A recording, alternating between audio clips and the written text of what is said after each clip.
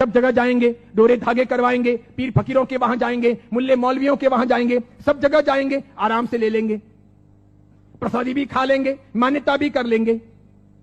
शिरडी के साईं बाबा को बहुत लोग मानते हो, जिनके इतिहास को 100 साल अभी पूरे हुए ईस्वी सन 2018 में। ईस्वी सन 1918 में इन्होंने शिरडी में समाधि ली थी, ऐसा कहा जाता है। 100 साल इनकी समाधि को पूरे हुए। कई लोग इनको भगवान मानते हैं, कई लोग इनको चमत्कारिक देव मानते हैं, कई लोग इनको महापुरुष मानते हैं, वहां जाते हैं और मत्था टेकते हैं। जरा सुनिए ये कौन थे। मेरा दावा है, हिंदू हो या जैन हो, जो इनको मानते हैं, उन 100 में से 99 लोगों को भी ये पता नहीं है कि ये कौन थे। 99 लोगों को भी ये पता नहीं है कि ये कौन थे, कौन है, इन्हें क्यों लाया गया, ये 99 को पता नहीं। बेवकूफी की पराकाष्ठा देखो, जब पता नहीं और मानते हैं, पता नहीं और स्वीकार करते हैं, पता नहीं और पूछते हैं। बहरुद्दीन पिंडारी नाम का एक व्यक्ति था, ये अफगान से यहां आया था, ये पिंडारी जाति का था। ये मैं तब की बात कर रहा हूं जब औरंगजेब का खात्मा हो चुका था और मुगल साम्राज्य समाप्ति की ओर आगे बढ़ रहा था। धीरे धीरे मराठाओं ने अपना वर्चस्व जमा लिया था और वे हिंदू साम्राज्य की स्थापना के लिए बहुत मजबूती के साथ में आगे बढ़ चले थे। भारत के अंदर, भारतवर्ष के अंदर, अखंड हिंदुस्तान में जोरदार हिंदुत्व साम्राज्य का, हिंदू साम्राज्य का विस्तार होने जा रहा था। ये मैं तब की बात करता हूं। ये पिंडारी लोग लुटेरे हुआ करते थे। ये पूरी अफगान की जाति लूटने फाटने के लिए यहां पर आई थी। मुगलों के काल के अंदर इसने अच्छी खासी मात्रा में जगह जगह लूटपाट की थी। हिंदुओं को टारगेट बनाना, उन्हें लूटना, उनके पैसों को छीनना, उनकी बहन बेटियों को छेड़ना और पसंद आ जाए तो उनकी बहन बेटियों को उठा लेना, ऐसे इनके कर्तव्य हुआ करते थे। 1838 में इस बहरुद्दीन का माफ कीजिएगा, 1838 में इस बहरुद्दीन का जन्म हुआ और यह आगे बढ़ा। उसके बाद में एक फिल्म आई, वो हिंदी फिल्म थी। उस फिल्म को जगह जगह पर दिखाया गया षड्यंत्र के आधार पर। फिल्म में यह बताया गया, औरंगजेब के मरने के बाद पहली बार जब बोलने वाली फिल्में आई, पहली बार जब फिल्म आगे बढ़ी, वो ब्लैक एंड व्हाइट मूवी, जब फिल्मों का जमाना आया, तब यह बताया गया कि ये बहरुद्दीन पिंडारी तो बहुत अच्छा आदमी और ये पिंडारी जाति के लोग तो देशभक्त हैं, देशद्रोही नहीं, ऐसा बताया गया। बावजूद इसके इस बहरुद्दीन ने जगह जगह डकैतियां करना, लूटना फाटना जारी रखा। बड़ी मात्रा में लोगों को तहस नहस करता रहा। इसने अपनी जिंदगी में कई सारी हिंदू महिलाओं के, कन्याओं के बलात्कार किए, कितना ही सारा नुकसान पहुंचाया। अंततः जब धीरे धीरे मराठा साम्राज्यों के सामने, उधर झांसी की रानी, झांसी के अंदर लक्ष्मीबाई लोहा ले रही थी, उस वक्त अंग्रेजों का आगमन हुआ।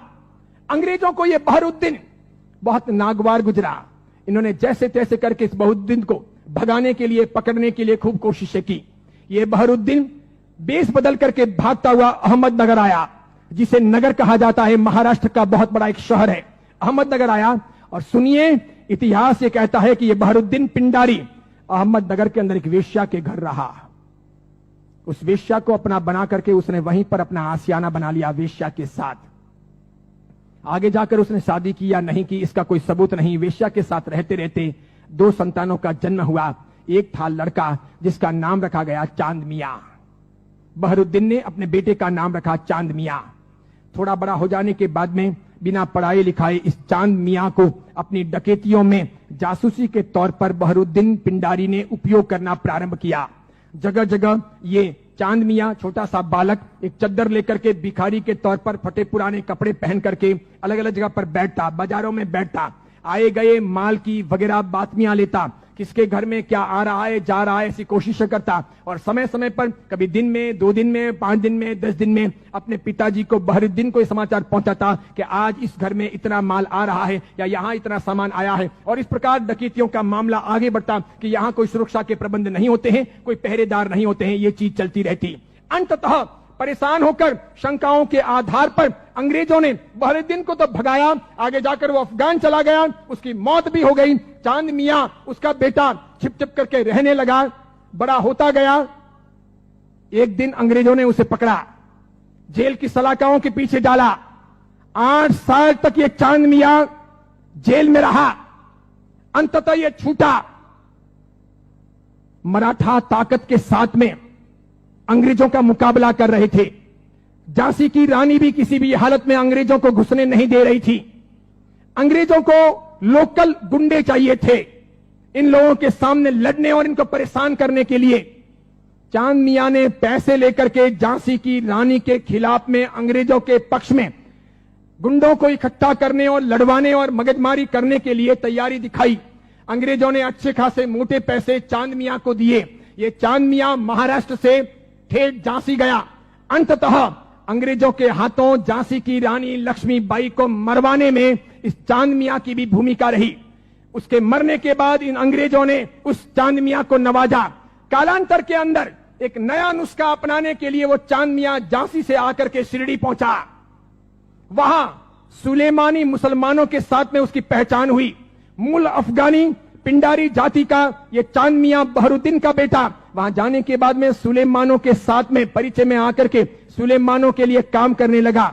मुसलमानों की ये सुलेमानी जाति षड्यंत्र पूर्वक हिंदुओं और मुसलमानों के बीच के भेद मिटाने और धीरे धीरे इस्लाम का भीतर से प्रसार प्रचार करने का कामकाज संभालती थी। ये स्लो पॉइजन देकर के धीरे धीरे लोगों को मुसलमान बनने के लिए अलग अलग तौर तरीकों से कब्रों पर ले जाने या फिर अलग अलग दरगाहों पर ले जाने, उन्हें बदलने, उन्हें चमत्कार दिखाने के तौर पर परिवर्तित करने का काम करती थी। उनको ये चांद मियां मिल गया। वहां इसके लिए एक मस्जिद बनाई गई। मस्जिद का नाम हिंदू रखा गया, इस्लाम की मस्जिद नहीं रखी गई। लोगों को भ्रमित करने के लिए मस्जिद का नाम इस्लाम नहीं रखा गया, मस्जिद का नाम हिंदू के तौर पर रखा गया। इस इंसान ने अपनी जिंदगी में कभी कुछ काम किया हो, कोई साधना की हो, कोई धर्म चलाया हो, कोई धर्म ग्रंथ लिखा हो, कोई बहुत बड़ा व्यापक काम किया हो, ऐसा एक भी उल्लेख आज तक भारतीय इतिहास में नहीं है। सुनिएगा, यही चांद मियां सुलेमानों के परिचय में रहने के बाद धर्म परिवर्तन करवाने, चमत्कारों के आधार पर लोगों को भरमाने के लिए साई बाबा बनाए गए। इसी चांद मियां का नाम आगे हुआ साई। किसने नाम दिया? सुलेमानों ने। उसके लिए एक मस्जिद बनाई गई। बाद में वो हिंदुओं और मुसलमानों के बीच में सामंजस्य स्थापित करने के लिए फरिश्ते के तौर पर प्रस्तुत किया गया। देखिए आप एक मजे की बात, ईस्वी सन 1918 में इसने समाधि ली। उसके पहले फिल्में जब आती थी तब हिंदुओं और मुसलमानों के बीच का बहुत बड़ा भेद था, बहुत भेद। हिंदू मुसलमानों को पसंद नहीं करते थे भारत में, और मुसलमान हिंदुओं को पसंद नहीं करते थे। मुसलमानों को ईश्वर के नाम से बहुत एलर्जी थी, हिंदुओं को अल्लाह के नाम से बहुत एलर्जी थी।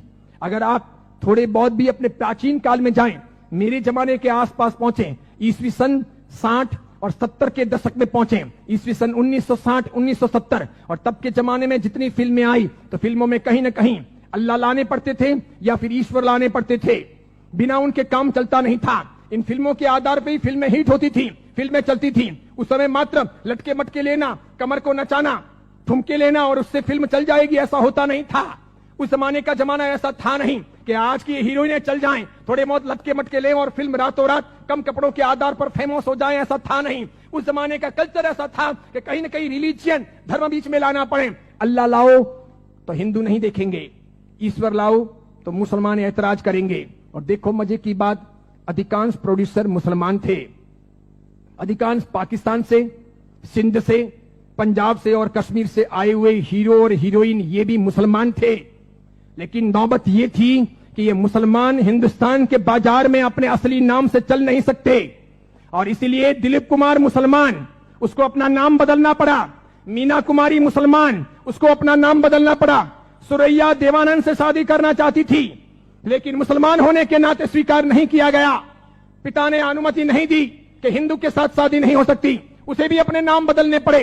15-20 से अधिक ऐसे हीरो हीरोइन हैं 1960, 1970 और 1980 के दशक के, 1960, 1970 और 1980 के दशक के जिन मुसलमानों को मार्केट में चलने के लिए, स्ट्रेटेजी बनाने के लिए अपने नाम बदलने पड़े। वो मुसलमान थे, उनको हिंदू दिखावा करना पड़ा। इधर देखो, जावेद अख्तर हो, सलीम खान हो, नौशाद हो और महमूद खान हो, ये सभी ऐसे प्रोड्यूसर थे जो जन्म से मुसलमान थे, इरादे से मुसलमान थे, हैं भी। इसके सिवाय अन्य अन्य आए और इन लोगों को अपनी फिल्में चलानी थी। इन लोगों ने एक तौर तरीका चलाया कि मुसलमान होने के नाते हिंदुत्व का समर्थन कर नहीं सकते और हिंदू देवी देवताओं को अपने को भ्रष्ट बताना है। क्योंकि आप पुरानी फिल्में देखिए और आज की फिल्में देखिए, किसी भी अल्लाह को कभी गाली नहीं दी जाती, किसी मस्जिद के ऊपर सवाल नहीं किए जाते, कभी कुरान के बारे में कुछ बोला नहीं जाता। लेकिन हिंदू देवी देवताओं की फिल्मों में मजाक होगी। किसी भी हिंदू देवी देवता को मानने वाले पंडे पुजारी को भ्रष्टाचारी, नालायक, रैप करने वाला बताया जाएगा। लेकिन किसी पादरी को, किसी भी मौलवी को रैप करने वाला या भ्रष्ट काम करने वाला नहीं बताया जाएगा। ये सब योजनाएं थी, वो मुसलमान प्रोड्यूसरों ने आगे बढ़ाई। बढ़ाते बढ़ाते उन्होंने वहां बढ़ाई कि उन्होंने देखा कि किसको लाया जाए। तब उन लोगों को साईं बाबा को लाना ठीक लगा कि ये है तो मुसलमान, लेकिन हिंदुओं के बीच में खप जाएगा। है मुसलमान, हिंदुओं के बीच में बिक भी जाएगा। है मुसलमान, हिंदू मुस्लिम के बीच में अपना रास्ता अच्छा सा तय करवा देगा। तो पहली आई 1977 में फिल्म अमर अकबर एंथोनी। ऋषि कपूर ने उसमें इस साईं बाबा के नाम पर एक लाजवाब गीत गाया। हाथों हाथ वो बिका, फिल्म बहुत चली। देखो आप, फिल्म हिट हुई, बाबा भी हिट हो गए। फिल्म हिट हुई, बाबा भी हिट हो गए। मुझे यह बताओ, साईं बाबा का कौन सा धर्म ग्रंथ है? उन्होंने अपनी जिंदगी में, ये चांद मियां ने जो 8 साल तक जेल रहे, पिताजी के लिए जासूसी का काम किया, अंग्रेजों के हाथों बिके, झांसी की रानी लक्ष्मीबाई को मरवाने में जिसकी भूमिका रही, मराठाओं को बदनाम करने के लिए उसने बहुत काम किया, मराठाओं के स्वाभिमान को तोड़ने के लिए उसने बहुत काम किए, बहुत काम किए। क्योंकि मराठा एकदम पक्के कट्टर हिंदुत्ववादी, उन्हें यह मंजूर नहीं था, तो उनके स्वाभिमान को ठेस पहुंचाने के लिए उसने बहुत काम किए। और उस आदमी को रातों रात साईं बाबा बना दिया गया, महिमा मंडित कर दिया गया। कैसी जोरदार ये सेल्स पॉलिसी थी। हाथों हाथ बाजार में बिके। कैसे बिके कि जब पहली बार 1918 में इन्होंने समाधि ली, तो 1918, 1919, 1920, 1921, 1922 का ऑडिट देखिए तो इनके शिरडी के साईं बाबा मंदिर का ऑडिट का आमदनी का स्रोत है 1800 रुपए, 2000 रुपए, 2500 रुपए, आखिर में है 3200 रुपए। 1918 से 1925 के बीच में 3200 रुपए की आमदनी वाले ये बाबा क्या हिट हुए, और पागलों की तरह हिंदुओं ने और जैनों ने कितना उनको हिट किया, कितने वो वहां गए, कितने मत्थे टेके और कितना पैसा बर्बाद किया कि आज शिरडी के साईं बाबा के मंदिर की वार्षिक आमदनी है 371 करोड़, 371 करोड़। वहां मुसलमान जाने वाले 5% भी नहीं, वहां जाने वाले मुसलमान 5% भी नहीं, और जाने वाले हिंदू और जैन 95%, पैसे खर्च करने वाले अधिकांश 95%। मुझे बताइए, हिंदू धर्म के कौन से ग्रंथ में इनके बारे में क्या लिखा है?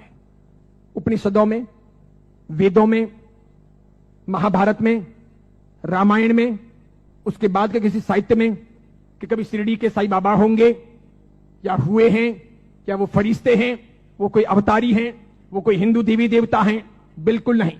लेकिन हिंदू धर्म को भ्रष्ट करने, उनको बहलाने फुसलाने के लिए काम किया गया और ये सफल हो गया, सफल हो गया। हाथों हाथ ये बिक गए। आज तो देखिए, आज हिंदुस्तान के अधिकांश हिंदू मंदिरों में हिंदुओं के देवी देवता छोटे हो गए हैं, साईं बाबा बड़े हो गए हैं।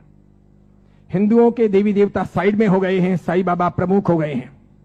हिंदुओं के देवी देवता कम कमाऊ हो गए हैं, साईं बाबा अधिक कमाऊ हो गए हैं। जिसको भी अपनी दुकानदारी चलानी हो और भगवानों के नाम पर, देवी देवताओं के नाम पर पैसा कमाना हो, साईं बाबा की मूर्ति ला दो। आप भी प्रयोग कर सकते हो। दुकान बराबर नहीं चलती हो तो दुकान के बाहर बिठा दो, धनाधन उसका गल्ला अच्छा चलेगा, आपकी दुकान के गल्ले से भी अच्छा। बस ऐसी बात हो गई। चमत्कारों के तौर पर मुझे बताइए कि उन्होंने क्या किया, उनसे क्या हुआ? बताइए कि शिरडी जाने वाले सभी लोग अमीर हुए, सभी की गरीबी दूर हो गई, सब लखपति करोड़पति हुए, अरबपति हुए? क्या सभी के दुख दूर हो गए?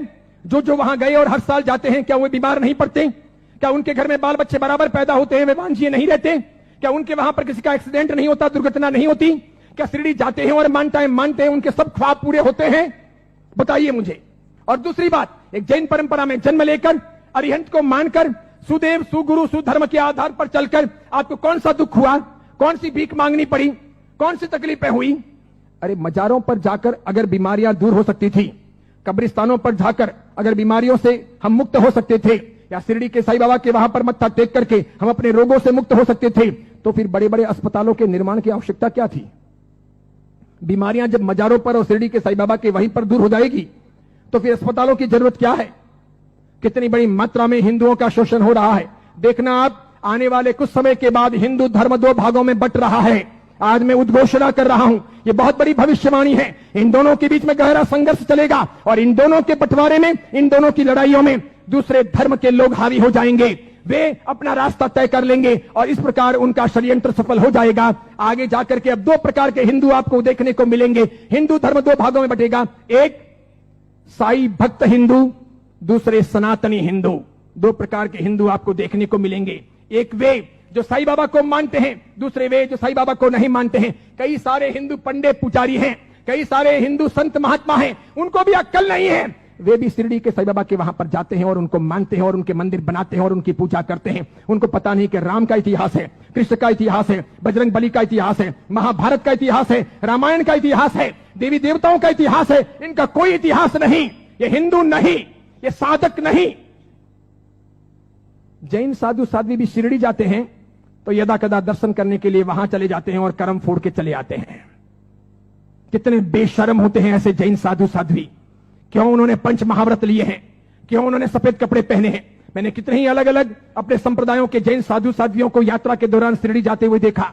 वहां जैन मंदिर भी है, उपाश्रय भी है, स्थानक भी है, और उसके बाद में कभी न कभी वहां के श्रावकों को कहकर या अपने चेले चपाटियों को साथ में लेकर वे शिरडी के साईं बाबा के मंदिर में दरबार में चले जाते हैं।